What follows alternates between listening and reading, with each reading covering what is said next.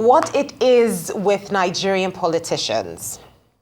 Defections, cross-carpeting, jumping ship. A tired old question, some may say, given that this has almost become an integral part of Nigeria's political architecture. From the time of independence, with the next general election a little more than 2 years away, the traditional political forces are coagulating again. Meetings are being held in high places, positions being considered, with the most likely outcome being another shift in the political landscape. But can all those activities lead to a change in the status quo in 2027? Can the opposition parties come up with the trump card that can deny President Bola Tinubu a second term in office? We are now being joined by a quick chat by Chief Hillard Etta, a member of the All Progressives Congress and a one-time acting national chairman of the party. Good morning, and of course, you're welcome to the morning show. Thank you for having me. Absolutely. So like we rightly said, some believe this is a tactical move. I would like to just talk about, Nasir El-Rufai beginning with his defection from APC. Now, some believe that this is a tactical move to position himself ahead of the presidential elections in 2027, giving his political track record. I want us to assess how his capacity might favor SDP, a new party that some might say stands no chance when positioned beside an APC. Well, you must understand that for every politician, there must be a reason, a perspective for which you can say predicates his entry into politics. Now you must interrogate, or the person in question, Malam El-Rufai, must tell us in one way or the other what has informed his entry into politics. That will then determine why he'll be moving from one party to the other. It is not my place to know why he is moving, but I'd say this. This is not the first time politicians are moving from one party to the other, and we're making too much of a meal out of the defection of Malam El-Rufai from the APC to the SDP. Whether it will strengthen the SDP to be a formidable opposition party to the APC is neither here nor there, because we have not had any election or any opportunity of guessing that kind of strength that El-Rufai has. All right, Chief Etta, I would like you to look at the subject matter, in a broader perspective. Particularly looking at the possibility, if you see any, of a coalition that can emerge. I'm not too sure if anybody is talking of a mega party, but of course everybody seems to be talking about coalition. And this is not limited to El-Rufai or Nasir, the other gentleman, Al-Mustafa, moving to SDP. I think that the expectation is that there will be a number of political parties, including PDP, maybe to an extent Labour, and then of course SDP, who might want a kind of arrangement to form a coalition that will, euphemistically be like a mega party that will stand in opposition against the APC at the 2027 general elections. Given the fact that it was a similar coalition that led to the power change of 10 years ago when General Muhammadu Buhari, as a flag bearer of APC, defeated an incumbent.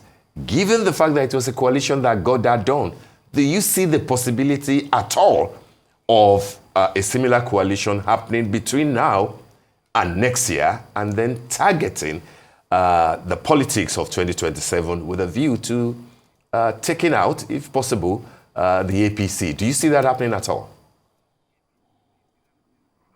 Well, you must make a distinction between a merger and a coalition. I think that for now, the Nigerian people need an opposition party to be viral and to be up to the task of being an opposition party to the APC.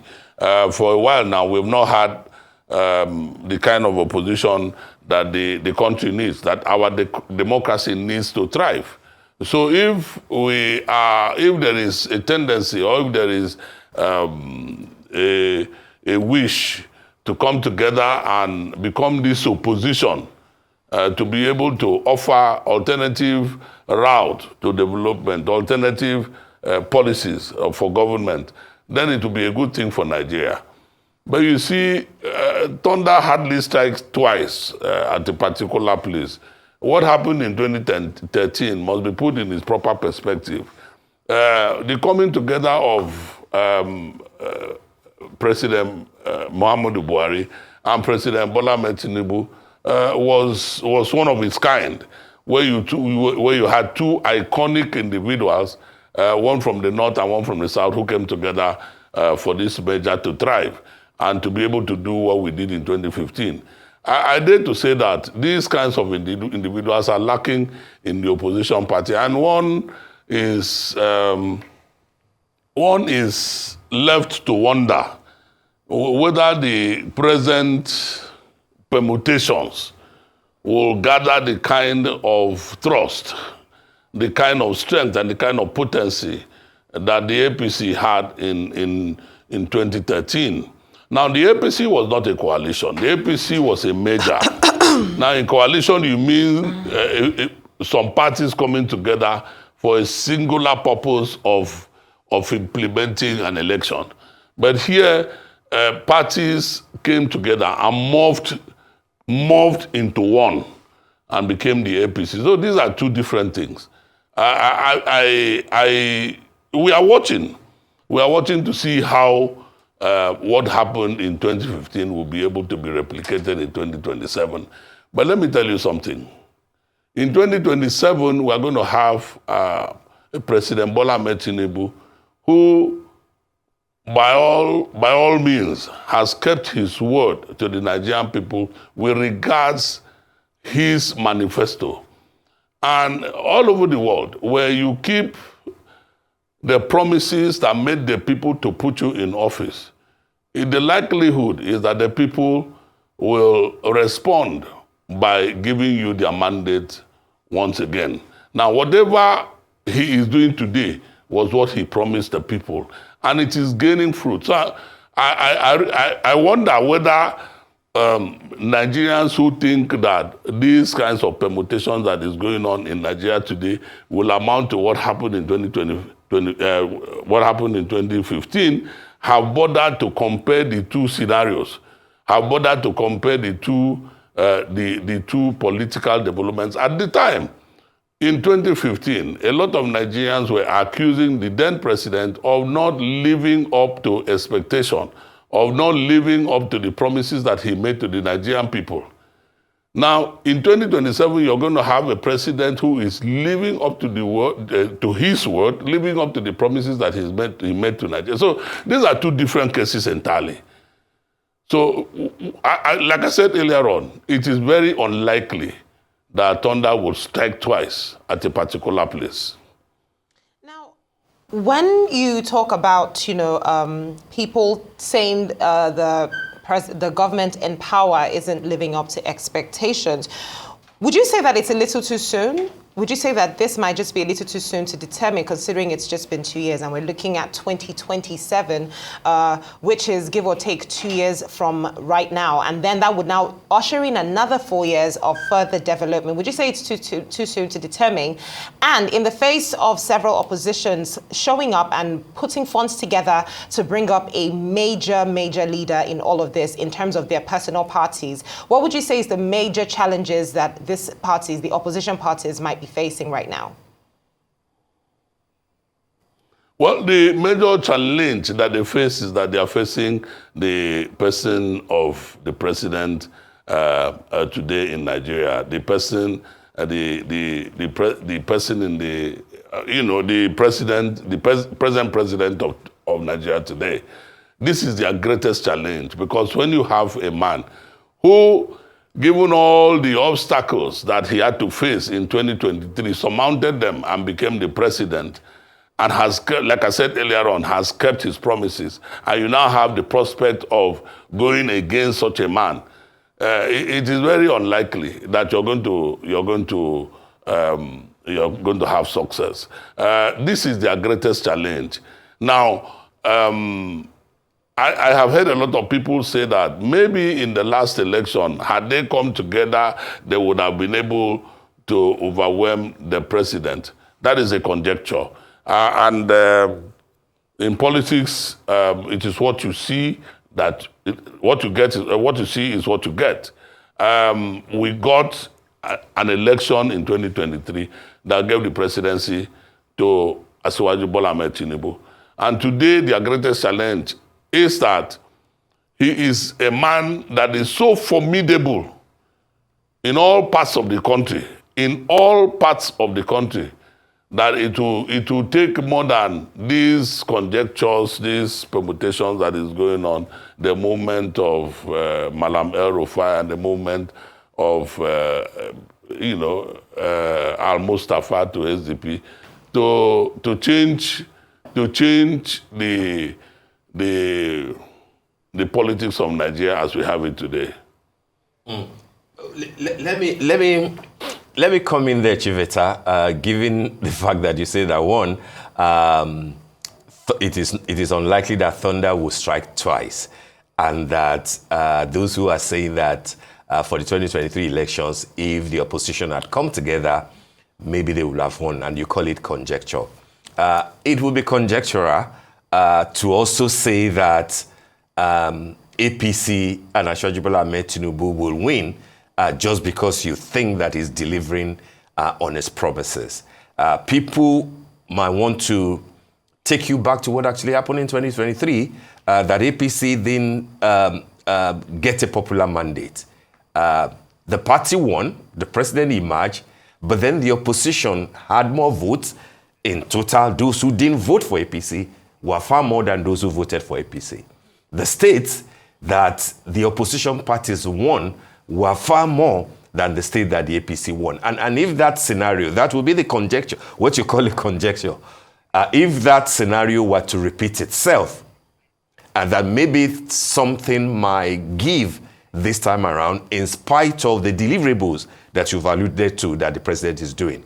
And they are saying that the factor that Atiku represents in the north, if you add the fact that a few people are now coming out of the original APC, your El-Rufai, a few other people that are still on the line, and you add the Obi factor from the south, and then a few other names have been mentioned that may likely, those who appear not to be so happy, either they are not so happy with the APC or they are not fully involved. And people are mentioning, names like former governor of Ekiti State, Dr. Kayode Fayemi, the former governor of Osun State, Aregbesola, even Rotimi Amechi, in Rivers State. And they are saying that if you add all those factors to the Atiku in the north with El-Rufai, with Obi in the south and all these other people, that it might just be dicey if the momentum that they are trying to create, inches closer to 2027.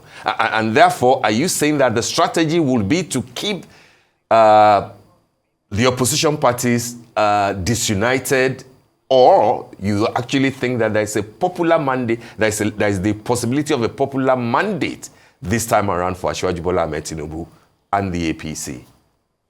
That is a calculation from your newsroom. In 2019, that's a calculation from your newsroom. Now, in 2019, we had Alhaji Abubakar Atiku and Peter Obi on the same ticket, and the same APC defeated these gentlemen. Let me say that in 2023, with all the noise that is in the media today, we lost our election in Kaduna State. In fact, I think we barely had about 27% of the votes in Kaduna State when Malam El-Rufai was in charge of Kaduna State. So there are so many things. And the El-Rufai, remember that Malam El-Rufai told us that the reason that he supported Asiwaju Bola Ahmed Tinubu was that he saw Asiwaju Bola Ahmed Tinubu as the one that was able to win the election. Now, before he joined the bandwagon, because what it meant is that he saw that Asiwaju was going to win the election before he joined the bandwagon. Now, there were people on the ground who made that possible, who made the possibility of an Asiwaju presidency inevitable before he joined the bandwagon. So those people are still there. In fact, we have more of those people in Nigeria today. Now you are talking about all of them coming together. We actually are praying that they should come together. But you see, wishes are not horses in politics. Okay? Wishes are not horses. Most of them, a lot of them, without having to ask, a lot of them would like to throw their hearts into the presidential elections in 2027. We beg her to believe that they will hardly find a common ground to be able to have a ticket that will face the APC. Having said so, the APC must not take what is happening politically for granted. And you can be sure that our party will not take what is happening for granted. We are doing our work. We are a studious party. We are a party that believes in research. We are a party that believes in studying the political environment, finding solutions to the challenges of that environment. I am very sure that the party is on top of the job, is on top of the issues. So, you see, the media people are really the people that are doing all of these permutations. So the SDP, today is Labour, another day is PDP. I want to believe that the PDP is the strongest opposition party in Nigeria. Are we to now believe that the party is going to abandon its ideals, abandon what its founding fathers had projected it to be to Nigeria, to now go into coalition with little parties like small parties like SDP, the Labour Party, and those other parties?